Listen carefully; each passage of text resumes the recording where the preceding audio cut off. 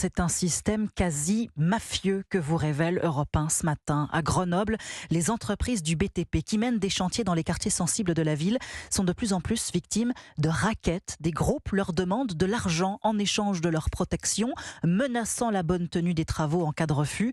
Et les entrepreneurs terrorisés préfèrent payer plutôt que de se risquer à porter plainte.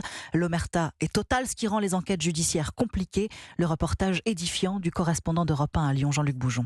Renzo Sully, qui vient de quitter son poste, a été maire d'Échirolles pendant 24 ans, mais ces dernières années, il a vu se multiplier les problèmes de rackets sur les chantiers de sa commune. On voit parfois arriver des gens qui viennent et qui vous proposent leur service pour que vous soyez tranquille. Les arguments qu'on connaît du racket, on vous protège, on connaît le quartier, on nous écoute et ainsi de suite. Ils les menacent d'interrompre le chantier, de foutre le feu à ceci ou à cela. Et puis, ce qui a été fait la veille, parfois est détruit ou abîmé dans la nuit.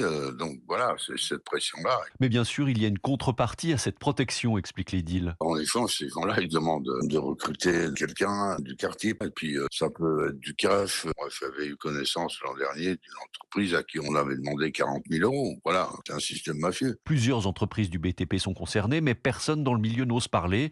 L'omerta est totale. C'est seulement hors micro qu'un chef d'agence BTP accepte de me raconter qu'il vient d'arrêter un chantier à cause de menaces sur ses ouvriers et aussi parce qu'on lui a demandé de l'argent.